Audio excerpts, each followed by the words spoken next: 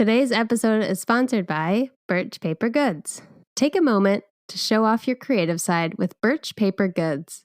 Birch Paper Goods is a small stationery company with a big heart. From custom note cards, playful notepads, to greeting cards, we offer many ways to add color into your life. Learn more at birchpapergoods.com. Hello, everybody. This is Megan. And this is Alana. And welcome to Tea Time Crimes.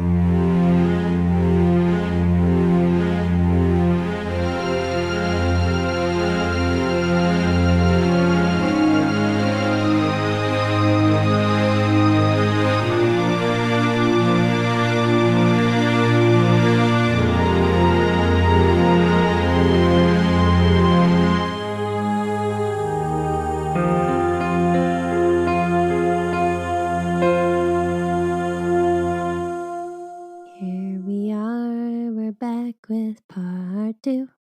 Yeah. That was beautiful. I miss your singing. Thanks. How are you doing? What's new? I'm doing great. I have my intern with me, Nymeria, though she is sleeping on the job right now. Oh, I thought you had your own Slappy. No, never. I just want you to know, Slappy. I don't care how much my kid wants one, they won't get it. Well, that's the kind of mom I'm going to be. Sometimes you don't have a choice. Sometimes they arrive in the mail. Do you know Slappy and Bob have been resurrected in the move? Yep. Yeah, I did notice that. Oh, that's right. Cute. I sent you a video.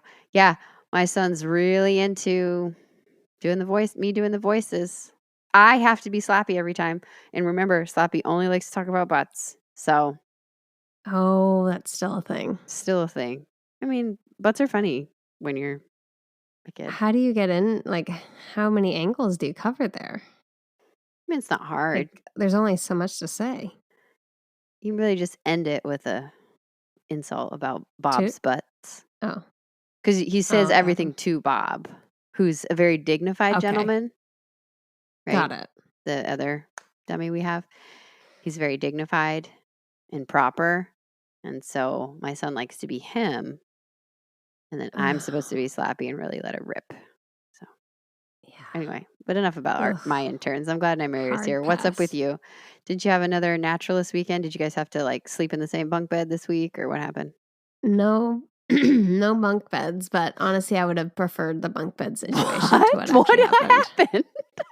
Did you have to hold hands and sing? This one was at night. Oh, God, nope. Yep. This one was at night in the swamp. No. Okay? Yeah. And it would be bad enough just being scary swamp at night. No, we were just lucky enough to experience a total and complete termite swarm. I cannot describe how awful, like, I mean, I don't think you get them where you are. I don't know. In the South, they just like pass in they will come in waves. Like there are 2 nights where it's just thousands of them swarming. And we happened to be out in the parking lot of the swamp right as they were doing that. And it was, I mean, I could put a video on thousands upon thousands upon thousands of termites just swarming us. I mean, I had termite corpses and guts all over in my overalls, like literally everywhere. The science pants are supposed to protect you. All over the No. It got in. I was wearing long sleeves with overalls and tall boots. They got in everywhere. Wait. I would find them crawling and I would just squish parts of my body because I knew they were crawling in there. Wait, why does like they'll lose their wings. I'll show you a video. You'll freak out. You'll throw up. Okay, why does the swamp have a parking lot? Well, because you have to, there's a trail in the swamp. And we were looking for bats. Okay. And then the termites came. So the termites just run into you and then die upon impact? They are swarming. They don't die, but like they'll get in my shirt and I'm like, oh, I feel fucking wriggling things crawling around. I will smash. And then they're dead. So you are the killing them. I'm the killer. Well, I'm the killer. I think we all saw that coming. But yeah, it was a nightmare situation. Like and so I eventually like did they get in your eyeballs? I'm kind of scared of the dark. Yeah, you are. They did get in some people's eyes. They got in my nose and my mouth. Like it was a nightmare situation. I had to go on the other side of the parking lot where it was like very dark. Part of the problem is, termites like light. And We had bat doesn't? monitors up that are, well, yeah, fair. Well, possums? Rhetorical question. Keep going. Okay, sorry. And so we had our bat monitors out looking for Such a their dork. sounds, but then like they were all coming towards it. So I'm like, fuck it. Like, feel bad for the bat guy, but you know, like I'm out. I walk around the other side because I couldn't handle the swarm. I couldn't, it was too much. I almost left. Why didn't you get in your car? Because it was far away. We were all parked along it's a whole thing. And then they lose their wings. And then somebody very smartly put a lantern off to the side and they started swarming it. Like, I'll show that video where it's disgusting. It's just like rivers and pools of termites. I'm sorry. How high are they flying? Like, are they knee level, face level, whole body level? All. Yeah. Stop it. Nope. You're sitting, you're kneeling, you're standing, you're running. They're on you. This club is so stupid. When is it over? It's not stupid. It was just that was not part of the stupid. That was not on the syllabus. That was not on the syllabus. But it was a bug-focused night, so it kind of worked out for them. I'm telling you. It was all about insects, spiders, and frogs. I've already gone home from last weekend, so I missed the termite swarm in my reality of this. That is awful. Yeah.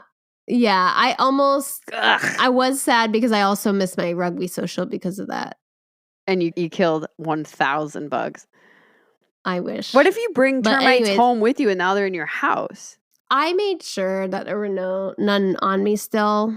And I would took my shoes off and everything before I got in. How many? I was concerned about how many carcasses fell out when you took your clothes off? Only about 10.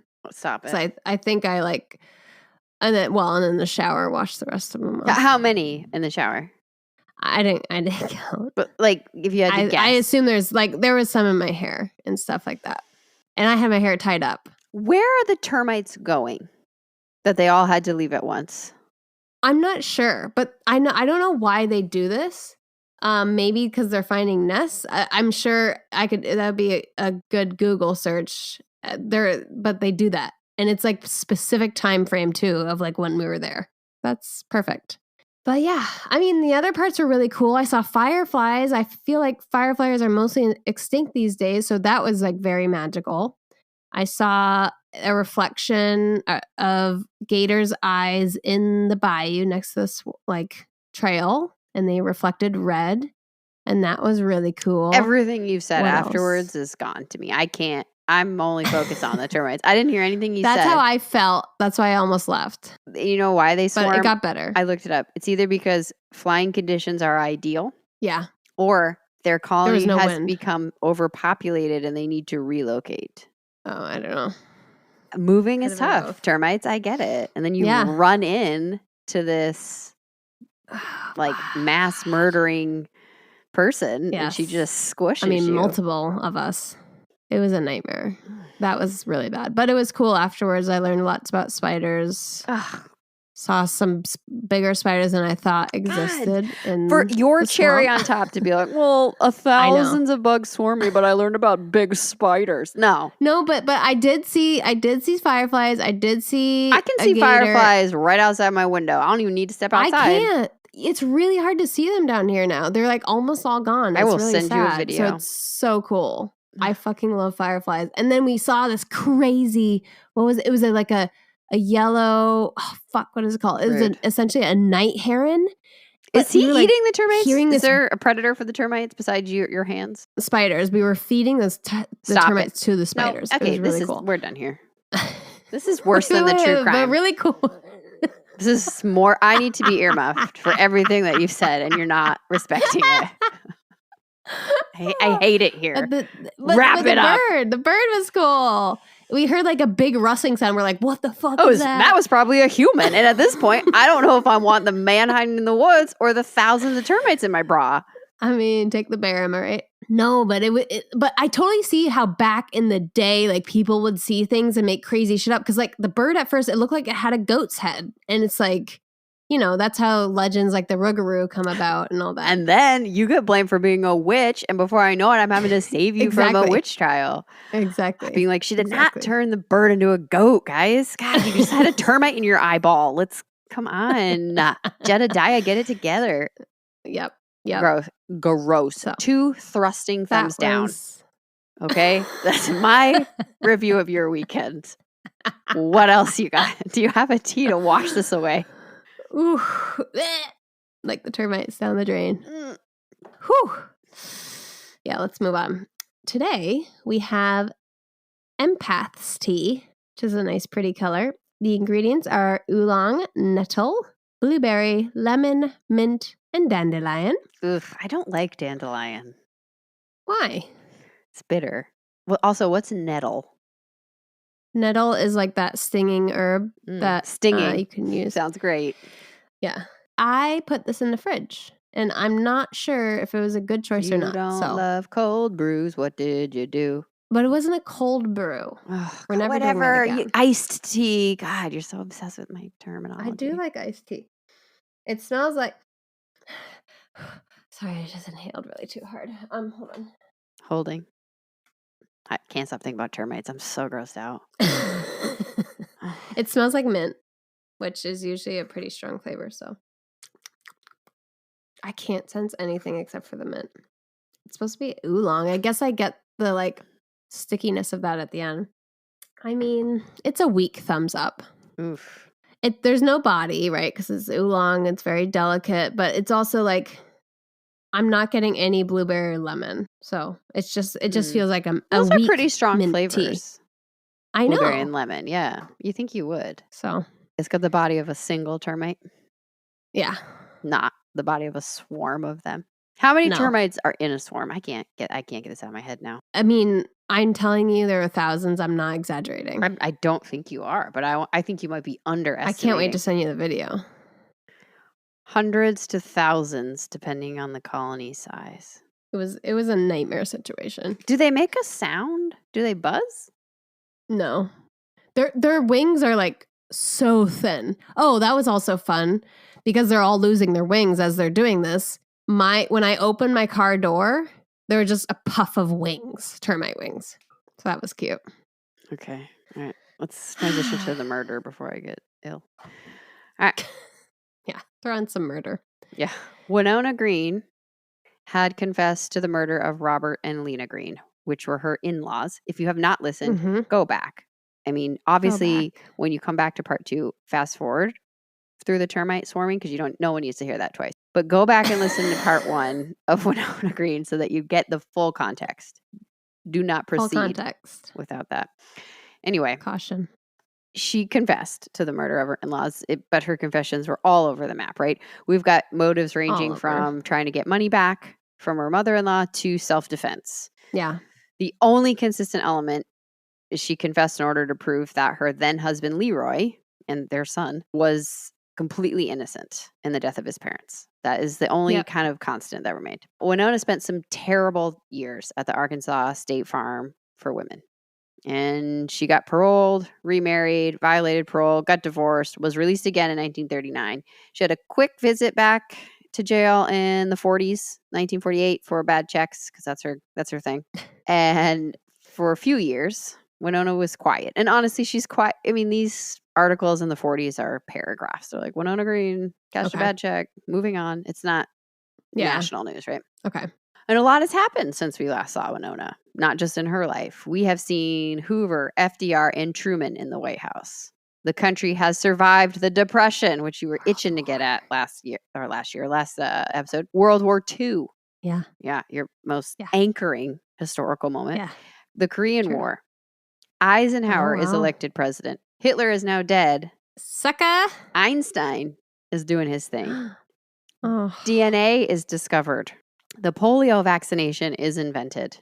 TV is happening. TV Guide prints its first edition. Oh. And Elvis has recorded his first demo.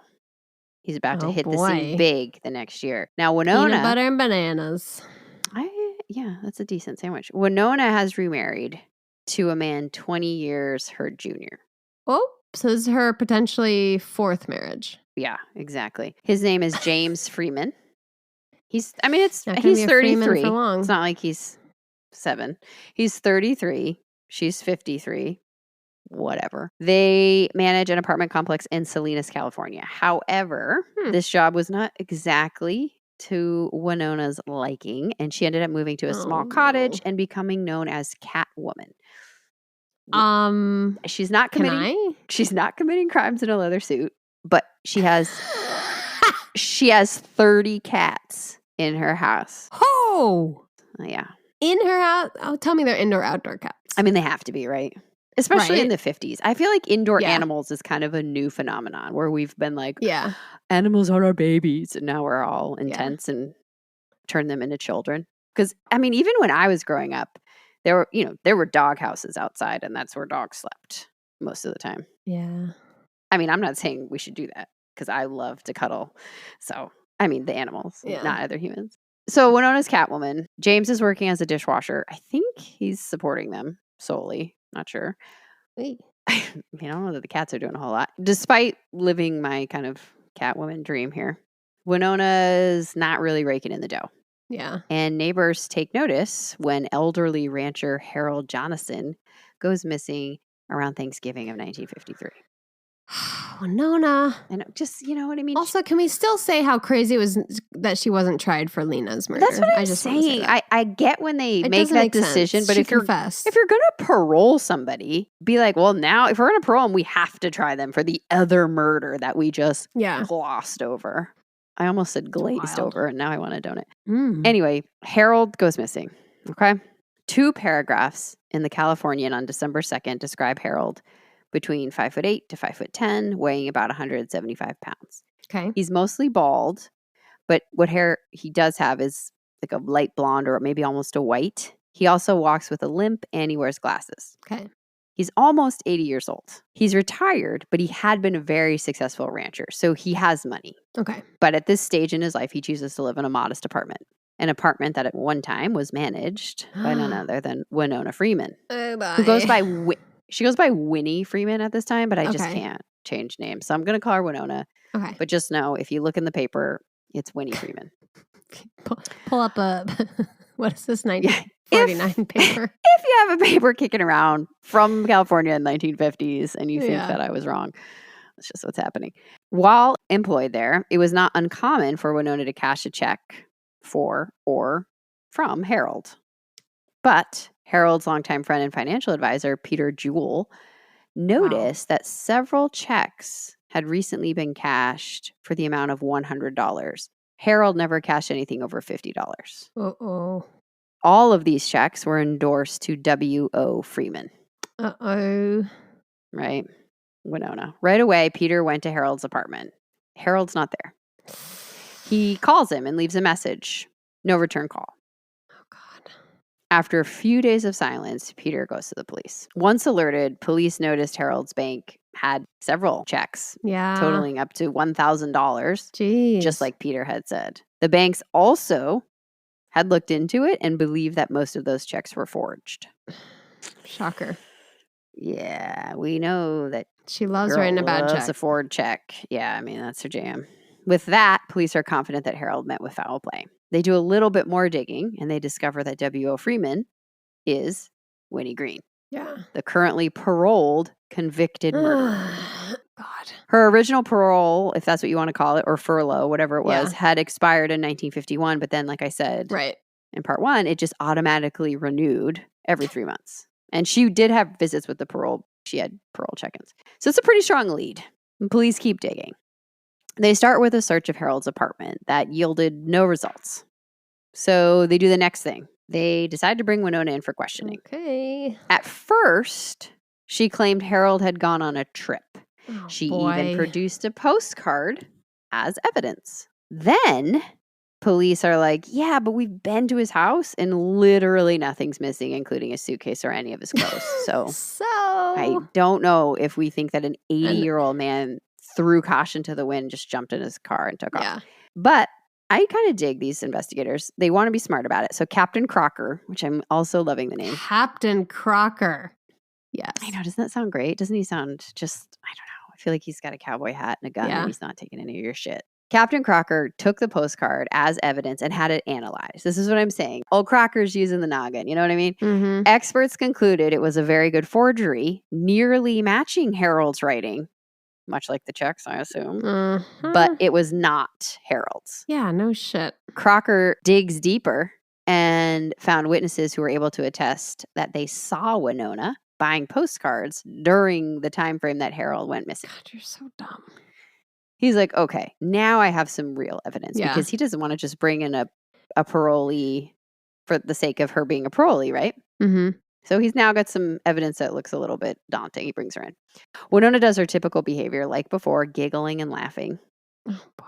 It's just this huge comedy of errors. It's such a Yeah. misunderstanding, Captain Crocker. Oh my gosh, stop. So weird. But Winona's in her 50s, so giggling isn't as cute.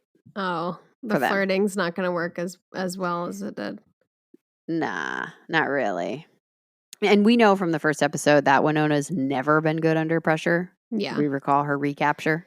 Yep. She was like, Got okay, it's excited me. and turned herself in. Stop questioning me. He's like, ma'am, I just asked if you're okay.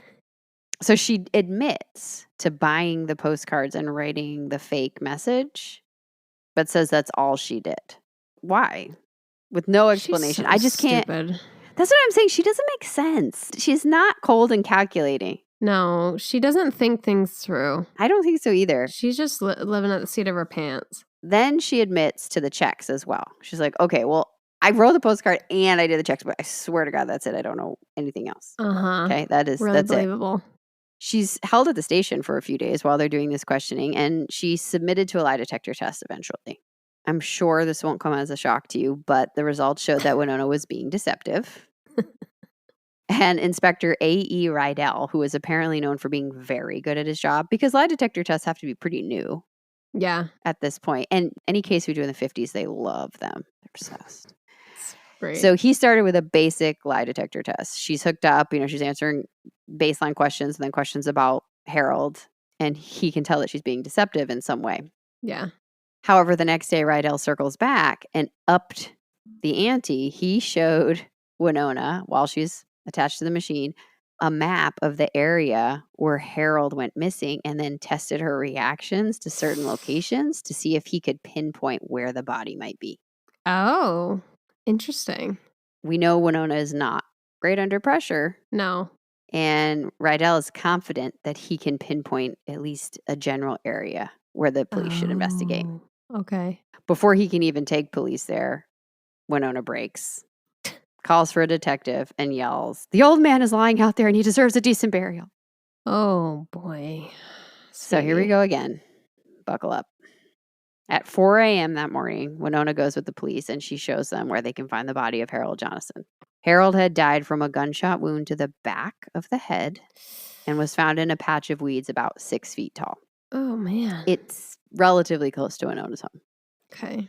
With no emotion, Winona turned to Rydell and said, "I hope you're satisfied." What the fuck? I realize I've dropped the southern accent, but I just don't have it in me. I'm sure most people think that Winona took advantage of an elderly man and then killed him. Yeah. When he found out about the checks or to stop him from finding out, but Winona says you're wrong. Winona said it was an accident. You Okay? don't accidentally shoot someone in the back of the head. She and Harold were headed to a field for target practice when he slipped and fell. Winona, with her cat-like reflexes, reached out and accidentally discharged the rifle as she was trying to grab him. Nobody believes you. No. How's that even possible to pull the trigger if you're reaching out to stop? She's she's just a mess. She's a mess. Knowing she was on parole, she decided not to call the police and instead dragged Harold's body into the brush. That's nice. The police are like us. They do not believe her. And they say, okay, well, we're going to drop the check charges. So we're not can gonna do murder. pursue that.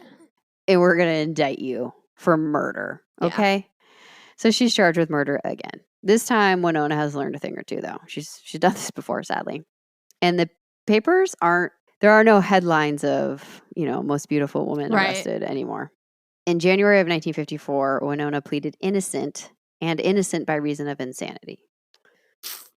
I know you can't see, but I just did a major eye roll. She's showing up to all of the hearings before her trial in jeans, by the way, which I think is a fun choice. Okay. Who does that? Yeah, And in the 50s. right? In the 50s, you would go on an airplane and you were dressed up to the nines. Yeah. She's just, I don't care, but I'm just going to show up in my blue jeans. Okay. The court rules again that Winona is sane to stand trial, although the psychiatrist Dr. Heisler said, quote, delusions of persecution by the authorities and a complete lack of understanding as to what motivates her to do certain things were present in Winona. I mean, fair. Yeah, I mean, yeah, I think so. But can she stand trial? Yeah. Judge says she can. Okay. Judge says that, okay, whatever. We're going to trial March 8th. Be there. Winona is there. And this time in a dress. She decided to follow the rules. I'm sure her lawyer told her, lose the jeans. Jury is selected. At this point, a lot has changed. It's now 8 women and 4 men. Look at that. The prosecution has dozens of witnesses. Oh boy. Winona's landlord, Mrs. Ramey, testified that Winona asked to borrow a rifle to go turkey hunting and then returned the rifle the day after Harold died. So we know she has access to probably the murder weapon. Like, come on. Well, also, Mrs. Ramey, like, you might want to put a cat clause in there. You know what I mean? No more than 10 cats. Yeah. Friends of Harold also testified to either receiving notes from Harold saying he was on a trip or hearing about his trip via Winona. So she's going around spreading this rumor that Harold has just gone away for a few days. Yeah. Our buddy, Captain Crocker, talked about the several statements he received from Winona. First, she said that she had been trying to stop Harold from falling and the gun discharged. Then she changed her mind and said it was an accident and she was actually trying to point to a fence, again with the freaking fences, in the distance, and then the gun accidentally went off. What? No. What? That doesn't make sense. How is that a better lie? Right. I really get annoyed here because she's clearly lying all the time. Yeah. Which, if I just accept the fact that she's a liar, I can at least have the conviction to stick with your lies. You're not doing anybody any favors by constantly changing it. She's just flitting around like a termite. Captain Crocker also claimed that she admitted to stealing 17 of the victims' checks. 17? Wow. Yeah, which is a lot more than they thought. Yeah. So the DA paints a picture of just a very long con. They believe Winona started to scam checks from Harold at the start of 1953. She would write out rent checks for him and then copy some of the items. And so she'd cash like this mix of checks, both good and bad. Bro, and that would allow it to go unnoticed. Think about what if she did this to the other tenants? Like, not killed them, but like. Think about how many people she probably has done this to throughout her life. Ooh. But right before Harold disappeared, Winona had strayed from her usual small-time amounts and had cashed hundreds of dollars worth, right? Which is what the financial advisor and friend noticed. And the DA believes that Winona felt she had to do something drastic, which we know to be true, in order to stop Harold from finding out because his bank statement would be coming out. Oh. A handwriting expert testified to linking at least 9 of the checks to Winona's handwriting. And a ballistics expert explained that the gun would have been at such close range, it would have been touching the back of Harold's head. Oh. So which doesn't really make sense for either scenario she's painted, either the pointing of the fence or the grabbing. The prosecution goes so far as to take the jury to the scene of the crime, or accident, as Winona's calling it, and then recreates what they think happened. The prosecution rests their case with the expectation that the defense will then take their turn the following week. Okay. But on March 14th, there is a headline in the San Francisco Examiner. Quote, Catwoman charged with 4th murder. Oh. So I saw this and I was confused because I'm not good at math. And I was like, I'm pretty sure it's only 3. I'm pretty good at counting. Yeah. Turns out, County Attorney Robert Reynolds of Miami, Oklahoma, which is why in the first episode. There's that Miami, Oklahoma. I don't think they went to Miami, Florida. I think they went to Miami, Oklahoma. I love how they do that. Like Paris, California. Like, no. I know. Worst. Had enough to issue another warrant for Winona and her husband, James Freeman, for the murder of World War II vet Robert Wilkinson. No, he just made it back. Robert Wilkinson was 33 years old at the time of his death in 1946. What? Oh, God. His body was found in Grand Lake in August of 1946. Cause of death was, again, a bullet to the head. Come on. An unsuccessful attempt had been made to weigh down his body with a 50-pound rock. Oh, God. But it must have come loose because he floated to the top. And it was estimated that Robert had been in the water for about a week or more before two fishermen found him. Oh, God. At the time he'd been discovered, the body was so badly disfigured that it took 2 years for Robert's family to be able to claim the body and for authorities to identify him. So Robert had just left California. He was on his way to New York, where his father was a top exec for the American Telephone and Telegraph Company. Mm-hmm. But because he wasn't local, nobody in town knew him. Oh, man. So when the body was found, nobody knew who he was because he was just traveling across country to get back home. Which, think of how terrible that is for the family. Like you said, your son's served his time in the army and he's coming home. In the paper, with hopes of finding his family, the Tulsa World gave the following description on August 28th.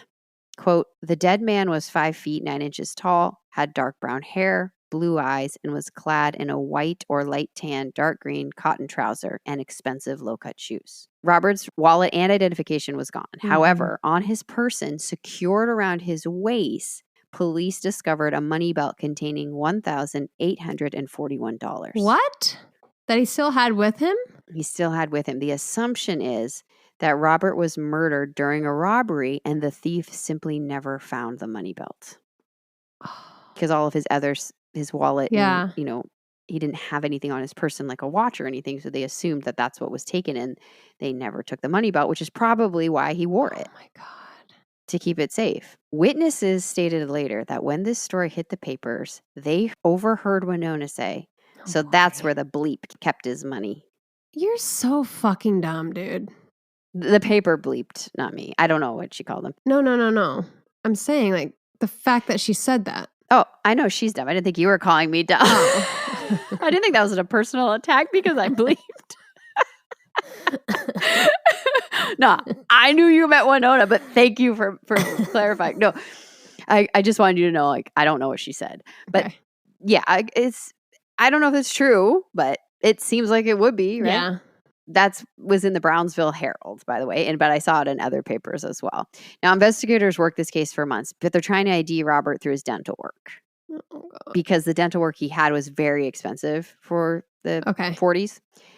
But this is a time when it's not x-rays that are being sent around. They simply would send a description, like a written description of the dental work he had, and they only sent it to nearby states. So it only went to 12 states. Got it. It's not going all the way to New York where somebody might think to find it. And even then, I don't know if you would. They also recovered fingerprints, but only of Robert's right hand because decomp was so bad. Yeah. And at the time, FBI needed all 10 fingerprints to really do a fast fingerprint search. And so they only had half the information, which they would still use it, but it took longer. Okay. They also had an expert come in, ironically from New York, to try to make out the letters monogrammed on his clothes because they had been degraded from being in the water for so long. All the expert could make out was that there was either an M or a W, which we now know was a W for his last name. It wasn't until March of 1948 that Robert was officially identified. Now, part of the issue was that Robert was not reported missing until March of 1947, which was 7 months after he disappeared. They don't really go into why that was. It seemed that his family very much missed him and was looking for him. But remember, these are, it's just, he was an independent man who was in the army. Yeah. You're not checking up on him all the time. There's no cell phones, no FaceTime. Maybe they had private investigators and didn't go to the police. I'm not sure. But because he wasn't reported, that also delayed it a little bit. Yeah. But eventually, an analysis of the fingerprints they had recovered was matched through the FBI file. And it allowed for Robert to get his name and for his family to recover the body. Okay. To lay him to rest. Law enforcement was suspicious of Winona and James at the time of the murder for a variety of reasons, but it was all circumstantial. Mm. One, they again lived by the crime scene, which seems to be a real common thread. She's so lazy, dude. Yeah. She's so lazy.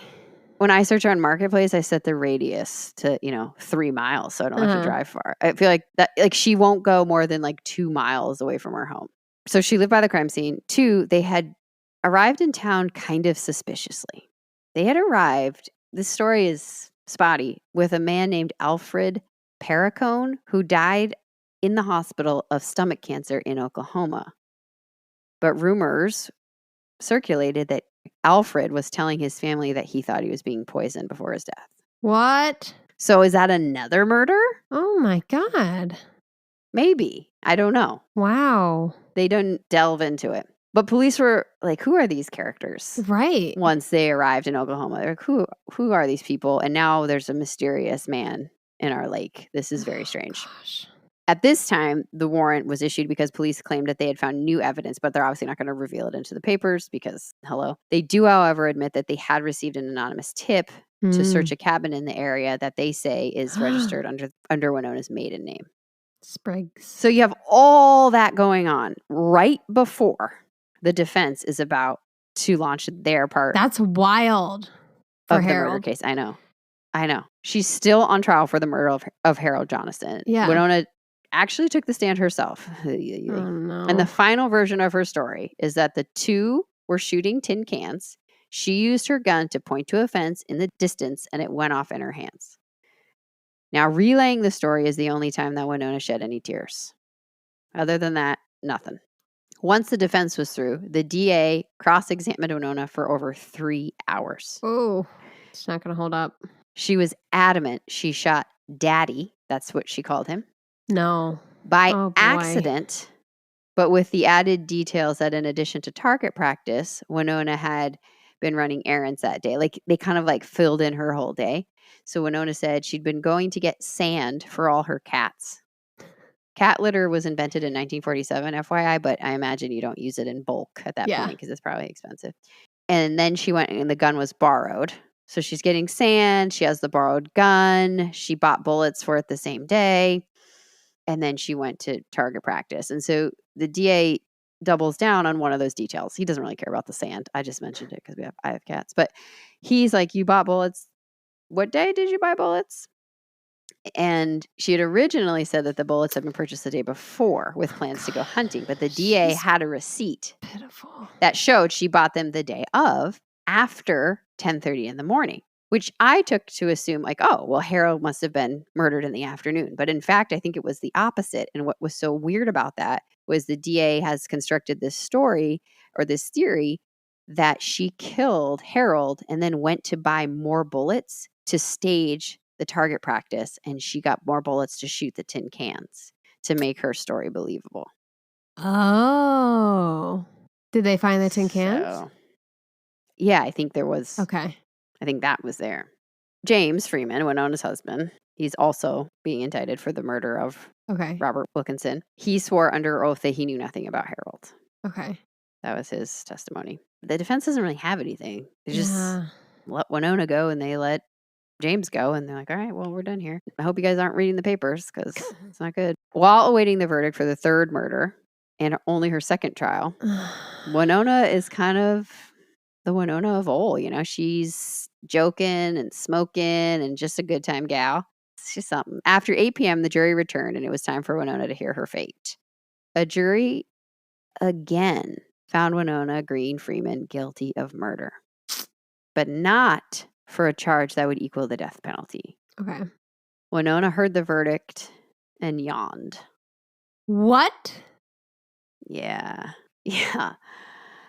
That just seems like a blue jeans kind of insult. Yeah. She doesn't care or like it's the defense mechanism thing. Nope. The judge was pretty ticked. And when sentencing day came, he was pretty vocal about his displeasure for her attitude and for his absolute disagreement that she should not receive the harshest sentence imaginable. He did not agree with the jury, but there's nothing he can do. The jury chose life and the charge that correlated with a life sentence rather than a death sentence. So there's nothing he could do, but he wanted it on the record that he did not agree. Ooh. He also said you should basically get down on your knees and thank your lawyers that you're alive. Yeah. And she was just like, whatever. So as Winona was leaving, the Californian reported, she said, just because the jury convicts you, that don't mean you're guilty. She then told the prison guard to, quote, take care of my baby, meaning her 33-year-old husband, who's also in jail and waiting to be sent to Oklahoma because his trial is slotted for April. Okay. She's found guilty. She's taken away. Now James should really be on trial. Yeah. But his charges were dropped by the end of the month Why? when the county attorney interviewed Freeman for 3 days before deciding that he knew nothing about the murder. They were even more convinced, however, of Robert, that Winona was to blame. James stated that one night, Winona came home later than usual in possession of a silver bracelet and a watch engraved with the name Bobby. Oh, come on. Later, Winona told James, "You never saw those things." Winona. So again, there was talk of charging Winona, but because she was already serving a life sentence, the state didn't want to spend the resources on another trial. Which, I mean, you've already made that mistake once. Right. Like, let's go through the motions. You know what I mean? But it's a different state, right? Yeah, but they can just do it in Oklahoma. Yeah, well. Well, actually, Oklahoma's where she killed Lena Green, too. Why don't you all just get together and you can just set her up for a whole month and you can still charge her with Lena Green and you can charge her with wild. Robert. And let's call it a day. Weird. Let's make sure she has consecutive life sentences because clearly when she gets out, she can't stay out of trouble for more than a minute. And also think of the family, too. Like, it's just, is that essentially leaving that case open? Yeah. Unsolved, technically, even though they know who did it. Would that be how it is, right? Yeah. What the? Yeah. Like, that's wrong. I know. There's really almost nothing else about Winona Freeman until October of 1974. Whoa. And which under the jail name did Winnie... she go to? Sorry. I'll say it in a second. No, she's in California at this time. She's now using the name Winnie Spriggs. So Spriggs is her maiden name. Yeah. I assume James divorced her. And the Redlands Daily Fax published an article about her death. It turns out Winona, or Winnie as she went by, had been paroled in 1972 at the age of 72. Mrs. Ziola, who worked at the Corona Institution for Women as a counselor, so that's where Winona was, agreed to supervise Winona on parole. And it sounds like this woman ran like a nursing home of sorts. Oh, okay. So I don't think Winona was in the best of health. I mean, she was in her 70s. And she did supposedly had syphilis at some point, remember? Yeah, that's what I'm saying. I don't believe that diagnosis because she would have been... She'd been dead. And terrible. She did have tuberculosis. That's true, but it was dormant. Okay. Later on. Mrs. Ziola said Winona had worked in prison and taken care of stray cats there and done domestic chores, and everyone called her Mama. Mrs. Ziola described Winona as reliable and a woman of faith by the time she was released. She said Winona spent her last 2 years in peace before her death. I mean... She's wretched. What do you think? That's the word I pick. Wretched. Yeah. She's just a fucking mess. She's a mess. She's lazy. I don't know if she's a sociopath. Like, she'll do anything for money. Like, she'll just kill people for a fucking wallet. It's just wild. And she's not desperate on the streets. That's what doesn't make sense to me. I know. If you have 30 cats, you're probably not desperate. It seems that she maybe does these things in moments of rage. But I don't know. The Robert Wilkinson, which I believe she probably is guilty for, I think that was just a straight robbery. I would love to know what happened. Obviously, if any of those facts are true, Winona caught wind of his $1,800 somehow, knew that he had it, and that was her point because that's the only way that quote makes sense, right? That's where he kept it. Meaning that's why she murdered him and that's what she was looking for. So that one probably, unless she tried to, we don't know all the in-betweens. Maybe she's been robbing people at gunpoint and just nobody ever caught her and nobody ever connected the dots. And then she only murdered when it didn't go right, like when she was about to get caught. I don't know. But it's not good. I don't agree with her being paroled. I don't know how her health was or maybe she was in lockdown at a nursing home. I don't know how free it was. No. I also don't like that she wasn't tried for 2 of the murders. That's really bad. Because, you're just leaving those cases unsolved, and that's not true. That's really bad. I don't like her at all. Yeah, she's not a likable murderer, I'll tell you. No, she's not. There's no good reasons. She's so flippant about it. She's like not very smart, which is not helpful. It's just like she's just a total mess. Yeah, she's confusing. Yeah.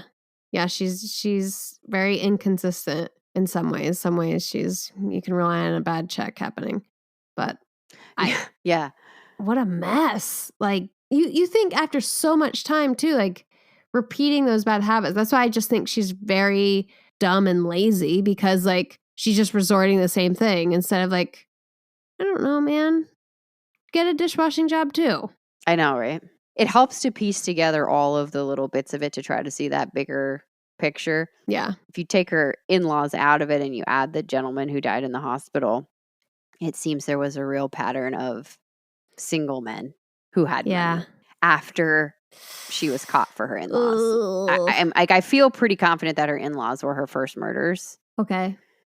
And I think after that, then when she was released, it turned into something a little different. I don't know. Like, do we think there was a guy involved in that first one with Bob? Who knows? I don't think so. You think it was just her? I do. I think it was just her. I mean, I don't know. James, I mean, obviously James isn't going to be like, oh yeah, I did that too. But it's another common theme is that whoever she's with has no idea at the time. Yeah. And the police can never prove it. You would think, obviously, these are not the most intelligent criminals. You would think at some point along all this way, they'd either be able to prove like, yeah, Leroy was in on it, or James was in on it, or whoever she was dating at the time was in on it. And she's always alone. And it was hard to research because she was Winona Green at first. Oh God, she had so many different names. She had so many names. And then I knew the story that, it continued in the 50s. I couldn't find anything on it. I was so confused. It's because then she was Winnie Freeman. God, that must have drove you nuts. And then I knew that she passed away and I couldn't find anything on it. It's because then she was Winnie Spriggs. They're not on purpose. It's just how her name evolved. No, I know, through all the but it's marriages. just, but it was hard to research. It was hard to follow. Yeah. Anyway, that's Winona Green. A real asshole. Not one of the kindest women here on Tea Time Crimes, but a lot of women have their struggles here. So, what are your last words? Wretched, lazy girl. Unbelievable. It just is frustrating when people don't have good reasons and like explore other options, get a job, stop robbing people, stop writing bad checks, but most of all, stop murdering. Yeah, most of all. Yeah. Most of all. Yeah, she's pretty awful. Yeah. And it's just wild. Terrible. She just doesn't learn lessons either, very clearly. No. She doesn't care enough to. No. She doesn't. That's the thing. She's dumb, flippant, and lazy. She's arrogant, which is not a good combo. Yeah. And she was treated terribly. And we know now that, the prison was reformed. Yeah.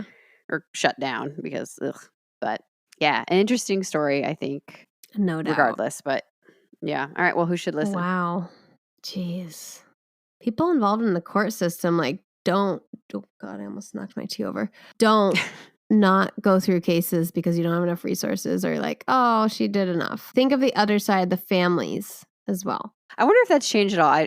I don't know. I don't know the rules well enough. I'll be the first to say that. But there at least should be something on the books that's like, if this woman is eligible for parole, she first needs to be tried for the murder, the pending murders. Like, if we don't want to spend the resources now, fine, but she can't be released until she goes through. No. Or she accepts some sort of plea deal, right? Right. You have to at least serve 10 years for the murder of Lena Green since you confessed, and then your life sentence will start for Robert. Right. Something. Or it just seems all like there should be something. That was really shitty. So yeah, anybody involved in like law writing or court systems, this is a great example of doing it wrong.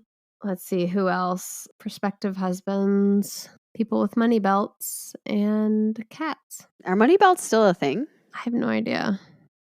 Also, how bad of a robber do you have to be to not discover it? Also, yeah, I was thinking about that too. I mean, that's the whole thing. She's lazy. Down. Yeah, she is. She is. It's wild. Robert didn't need to die for that. Just take the belt. Move on with your life. Yeah. And he wouldn't have if she'd been in prison for her mother-in-law's murder. Exactly. And how many people don't we know about? I know. I'm sure I know there's at least more bad checks, if not worse crimes. Oh, yeah. There's at least more people she conned for sure. Easily. All right. Anyone else should listen? Just cats. The cats, yeah. Yeah. As you said, that Pepper is right underneath listening. Pepper. Listen up, Pepper. My Mary is sleeping and twitching. And I love that Catwoman was the name because it was before Catwoman was a thing, because now it's kind of cat lady is what they go by, Okay. Yeah, you're right. which is more fitting, I think. Yeah. But Catwoman is just, I like it. Maybe that's inspiration. Well, it's been ruined now. All right. Well, you can find us on all the platforms at Tea Time Crimes. You can email us at teatimecrimes@gmail.com. Please rate, review, like, subscribe, send us recommendations for teas and crimes, and we will be back next week. Thank you so much for listening. Goodbye. Goodbye. Watch out for the termites. Yeah. Ugh.